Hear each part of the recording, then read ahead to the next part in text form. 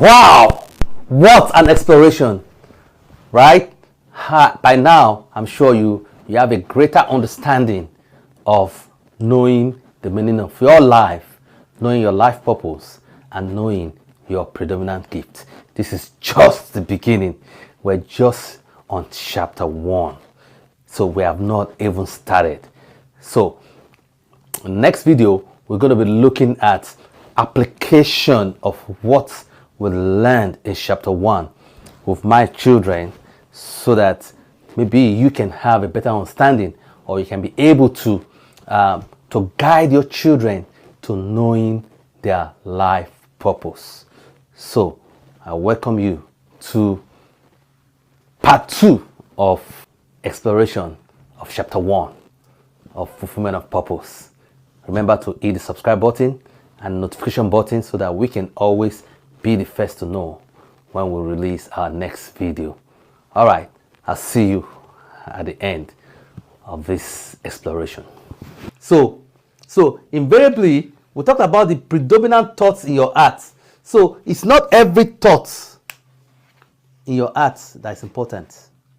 It's the predominant one. That is, if we put an instrument to measure your thoughts, in a day, and we can classify. Papa was thinking about somebody that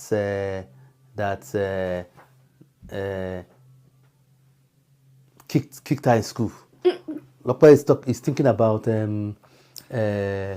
somebody that said, "I'm going to give you a gold earring." Loye is thinking about Samuel. How Samuel wants to give him some soccer, or he's thinking about the soccer match he was going to play, or Loye is thinking about, so when we put an instrument to measure your thoughts, and we now classify, we now break it down, which one takes the most time? That is the predominant thoughts. So you might be thinking about different things in a day, but which one were you thinking about for hours? When we accumulate the 5 minutes, you thought about it 5 minutes in the morning, you thought about it 10 minutes at break, you thought about it 15 minutes at lunch, you thought about it 30 minutes when you get home, you thought about it another 30 minutes when you are in the toilet. When we now add it together, which one is the predominant thought? And the chapter 1 says, those predominant thoughts are our prayers. God answers us according to our predominant thoughts. You see why you should guard your heart? Why you should guard your mind? Because even God relates with us according to our predominant thoughts. So if you are thinking of bad things throughout, you are connecting, because our mind is not exclusive to us. That's another thing the chapter 1 taught, that our mind is not exclusive to us. It's a media of communication with who? With God, and with who? With the devil. So when you think evil thoughts, you are communicating with the devil. So the devil is saying, okay, this is my partner. I got him. I'll kill him. Let me use him for let me tell him to carry a gun and go and shoot in Walmart. Because he's been thinking about he's been thinking through hatred. How can everybody how can all these black people just be buying things, who gives all this black, all these heroes, all these Negroes money? He's been thinking about it. It has become his predominant thought. So he has been communicating with the devil. So the devil will say, why don't you do something about it?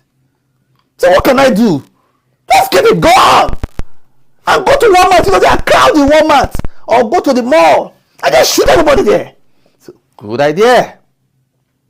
Because it has become his predominant thoughts. So that's why you have to guard your heart.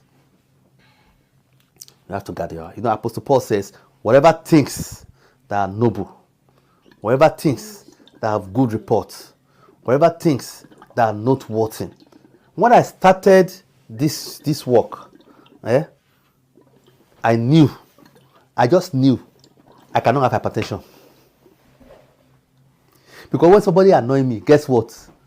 Guess what?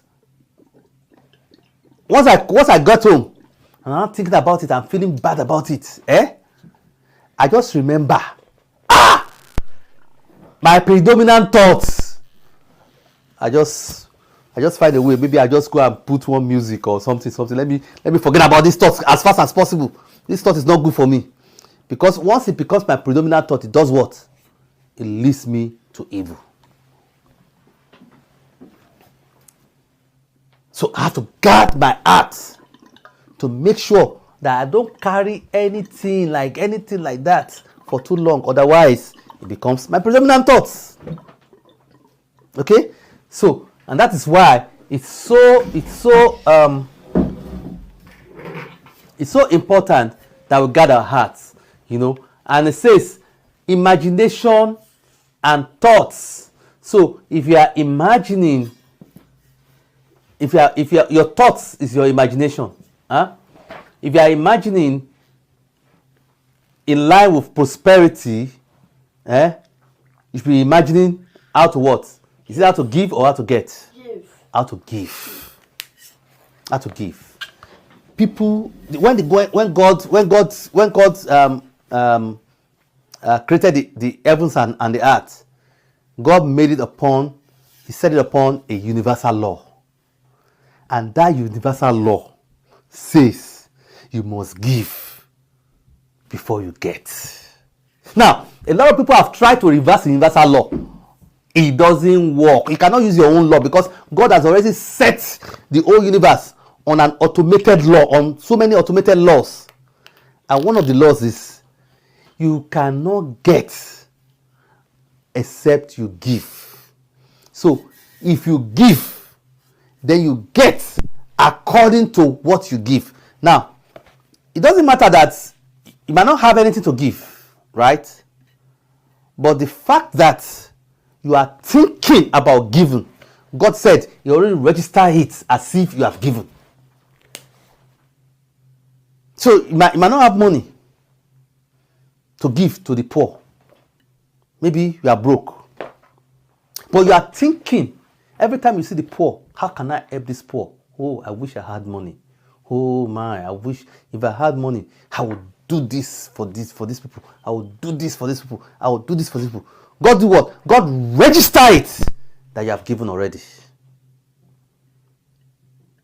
That's why when David was thinking about the kingdom, God says, because you are thinking about the kingdom, I give you the kingdom. That's why Jesus is called thou son of David to this day. Because David was thinking about the kingdom. You know. So, the most important thing, guard your heart. Okay? Our mind is a medium of communication with God. And it also says, if we have doubts about the vision God is telling us, that's another thing. Most people have doubts about the vision. Why do people have doubts about the vision God showed them? Because it looks impossible. It looks impossible. Why does it look impossible? Because it's not. Because based on where they are right now. It's not. I like that. It's not based on where they are right now. It's based on where they're going to get in future. So right now, it's going to look impossible. So if the vision look impossible, what do? You ask God for strength to guide you through it and be able to get there without like failing or falling.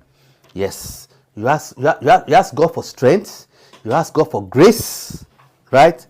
But you have to believe. You have to have a belief that any vision. What did I say?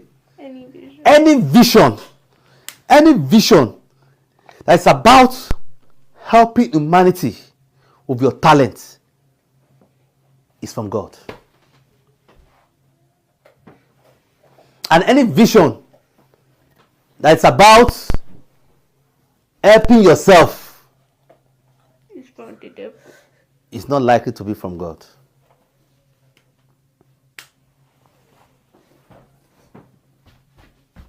Okay, so once you know that the vision is from God, so all you have to do is to what? Believe it. So if you now doubt it, what happened? Then your mind will be consumed with thoughts from the devil. Then you have given, if you doubt it, you have opened a door. You've opened, the door was closed before to the devil, right? You remember Job? The door was closed. But when Job started worrying about, maybe my children has committed evil, let me make sacrifices for them. Then he opens a door for the devil. That is why Satan was there at that meeting. To what? To accuse Job. So we have to believe. And how do we strengthen our belief? By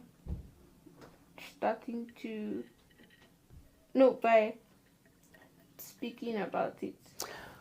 Yes, but before you speak about it, Write it down. Write it down. Before you write it down, yes. Meditate upon it. Make it a concentrated thought. Meditate. Once you can concentrate, so everything is still coming to what? Concentrated thoughts. Once you can concentrate on that vision, the belief will come. Okay? Because a lot of people are confused. I don't know if I believe. I don't know if I don't believe. I don't know if I believe. I don't know. Just concentrate on the thoughts. Just do the research. When you're in the middle of the night, get up and start searching the internet. Start AI. How can this be possible? Just concentrate on it. Do research, and as you do what, you will get the belief. The belief will come. But if you don't do anything and you just think belief will just come, that's why the Bible says faith is what? Faith is Evidence of this not seen. Okay, where is your evidence? The Bible. Are you working towards it? Are we doing research towards it?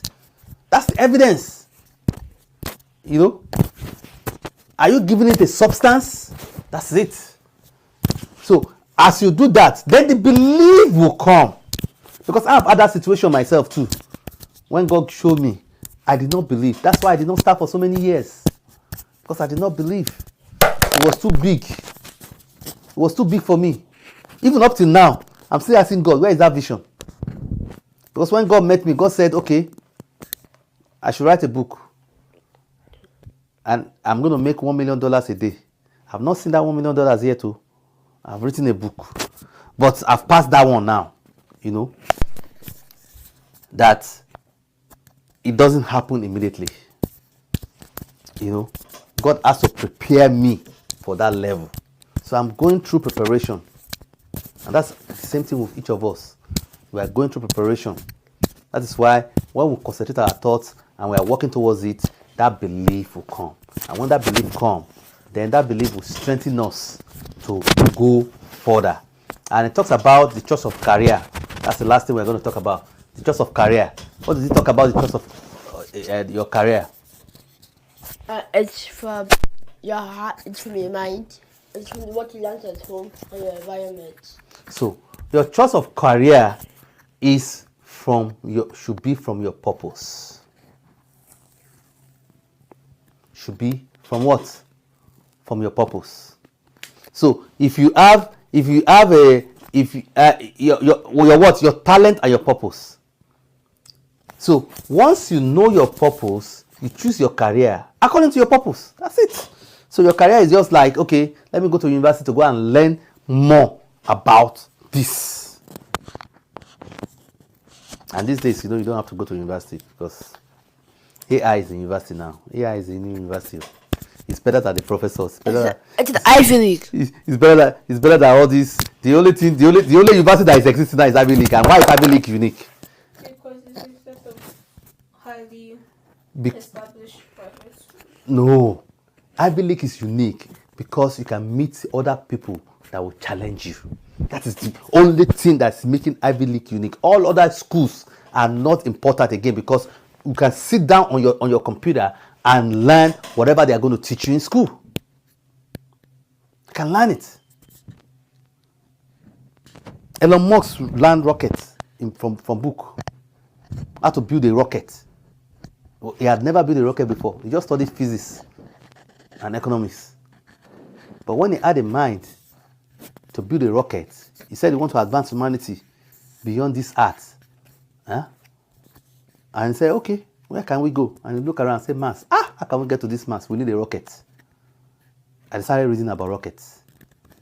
He was reading. Elon Musk was reading 4 books a day. And they are science books. 4 books a day. And according to the person that he first of all contacted, he said he's able to memorize all the things in the books. You know? So the Ivy League or any school that does not create an environment that will challenge you. If you go to a school where the people that are there, you are even better than most of them, you have gone to waste your time. But if you go to a school where you meet people that are like strengthening you, they are pursuing a big goal, so you are challenged, so you can interact with them, you can make friends, from there business partnership starts and all that. That's where I see the only importance of school these days. Not what they teach you. And of course in Ivy League too, they invite all these multimillionaires to come and teach them in class. So you see Bill Gates, Elon Musk, all these Bezos, all of them, they go to Harvard, they go to Stanford, they go to all these schools to teach. They go physically to the classrooms. They give them projects to do. So any project Bill Gates is thinking about, you go to Ivy League school and you go and give the students the project. Okay, you guys go and do research on this. And the students will solve it. Give the students to solve it. You know, that's how most of them discover new things. They give the assignment to the students to solve it. That's why they love going to the schools to teach, because the students too are helping them to do research. Yeah. It's a win-win. It's a win-win situation. They are helping the students too are helping them. You know. So those were just the what Ivy League for. But most importantly, when you know your purpose, the people I follow, I relate with, a lot of them did not go to school, but they are sound in knowledge. Very sound. Why? Because they read. Okay? And these days, thank God, you guys, you were trained during COVID. So you know how to go into your computer and search things out yourself. Huh? So that's why the choice of career has to be from your vision. From your vision. You know, let me tell you, most people don't do it. Most people. And that's why I'm telling you guys now. Most of your friends do not choose career according to their purpose. It's only 5%, or 5% is even too much. Only 2% of the population will choose a career according to their life purpose. But don't get successful. Only 2%. So it's a real thing. So don't think it's a common thing. So if you are following the crowd, you have missed it. If you are following what your friends say in school, you have missed it. If you are following what the teacher says, you have missed it. Because only 2% of the population plan their life according to their life purpose. So you see that the percentage is very small. So you cannot follow the crowd. That's why I say it's from inside out, not from outside in. Not from what people are telling you. It's from what you know. It's from the revelation God has given to you. It's from the dream. You know, when God was giving me revelation, God would tell me something, and I'll say, this is not possible, and God will show me why it is possible. There are people that God asked me to minister to, that I did not minister to, and they die. And God said, the death is upon me. And I said, death upon me? How can death be upon me? He said, because he told me to go and cancel the guy. I did not cancel the guy. And I cried for 1 week. That's how bad it is. That's why it's going to be, and nobody knows what I'm going through. Nobody knows, even my wife did not know what I was going through. I couldn't explain it. You know? So it's from inside out. Because when God starts dealing with you, God is going to be showing you like from time to time. So you pay attention to the revelations you get and make sure that what? You write it down. You write it down. Because sometimes we forget. But when we get another revelation and we go back to the book and say, this revelation is related to the first one, oh, then we can relate it together. Because God speaks to you 2 or 3 times to confirm His revelation, His vision upon your life. Okay? Okay. Any question? Any other question? Okay. So now we know what is called secret wisdom. The secret wisdom is what? Is the special gene. It's packed in that gene, in that talent. You know, and it's about what? The unique purpose that God has given to us to do. Everything is about what God wants to achieve. And once we surrender ourselves to God, we surrender to God. In the fear of God, we surrender. And then we serve humanity. Then we're online to fulfilling purpose. Okay? Hope you got something today. All right. See you next time. Hey there. Hope you enjoyed the last video talking about exploring chapter 1 of my book, Fulfillment of Purpose, your access to great wealth and happiness, and trying to, give you a better understanding by doing an exploration with my kids here. And I hope you had a better understanding of the meaning of your life, and you have a better understanding of how you can guide your children to knowing their life purpose. However, this is just the beginning. We're just on chapter 1, and we are not even done with chapter 1 yet. So go ahead, hit the subscribe button, hit the notification button, so you'll be the first to know when we release our next video. Okay, so see you our next video where we do some practical application to chapter 1 of Fulfillment of Purpose. See you then.